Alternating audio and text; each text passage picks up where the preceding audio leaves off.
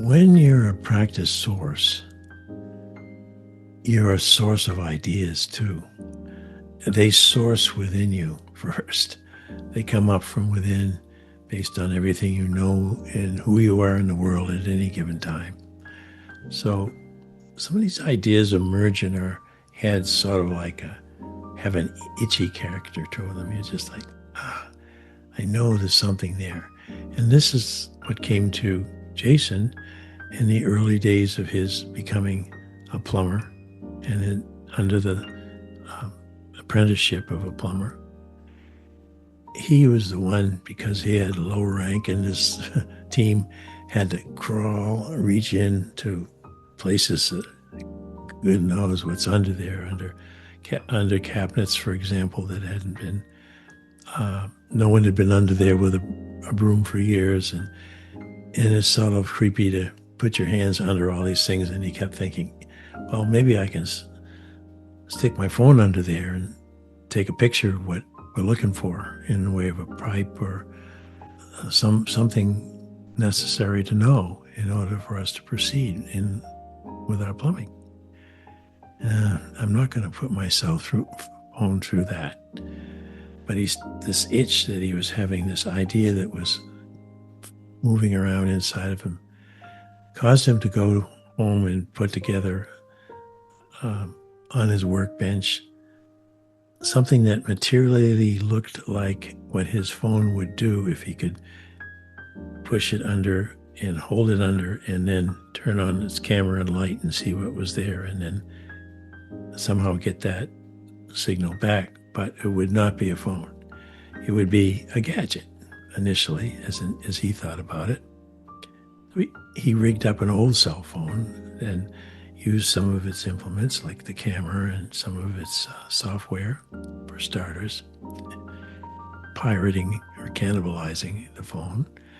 And then he pulled together some other ideas and he built a small, somewhat thin box and added a cable to the box and a way to keep the box charged, and the camera was functioning, and took it to his boss one day. And he said, "Boss, I'm always coming out from under the things you asked me to reach into and take a look at, covered with spider webs and dust, and I don't always see exactly what we need to see if we're going to put some kind of a piping through there, or if we're looking for a leak or whatever the reason. I'm the guy who's been crawling under. I'm the undercrawler guy. And I therefore have invented something that we can use that'll go under for us and essentially crawl around and take pictures and send them back to our phones." "Whoa, sounds good," says his boss. "Let's try it out." So the next day, sure enough, he brought his gadget, and they found a particularly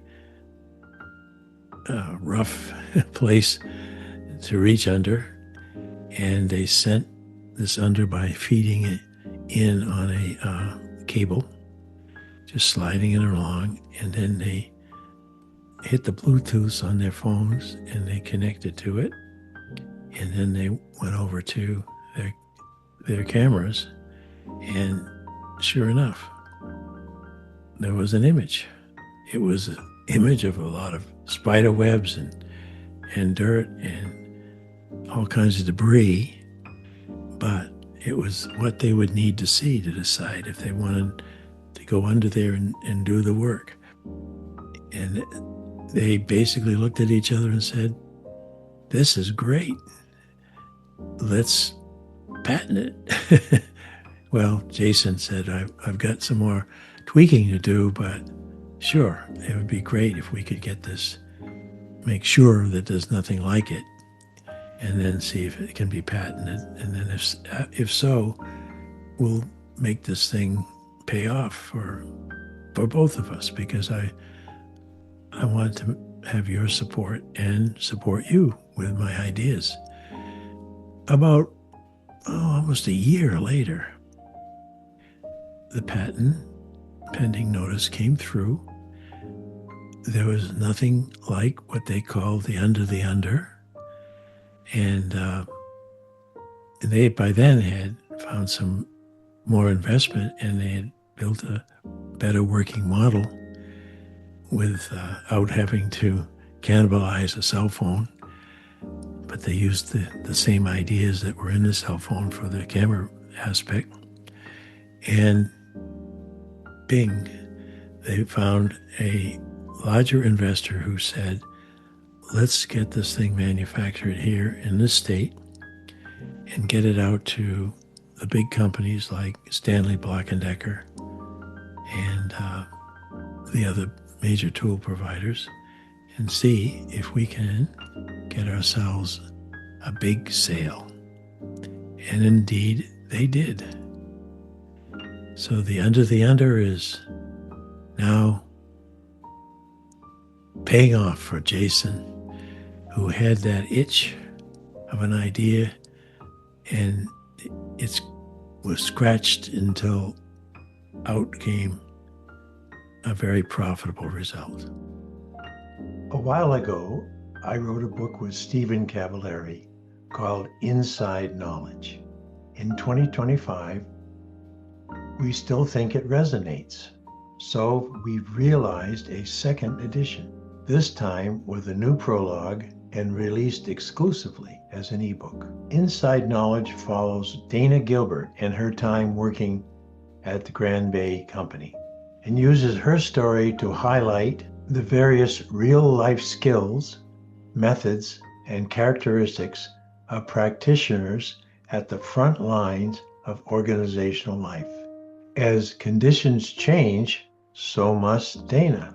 As you read, you may find you've changed alongside her. Escape into a good story and learn to improve at the same time. Get your copy today, only at mylibrary.world/inside knowledge. Now I'll let you in on a little secret. You can actually get this book at a discount for a limited time. Visit anactionresearch.info and find a special coupon code that you can use at checkout for this ebook. Thanks for listening and considering Inside Knowledge as your next read.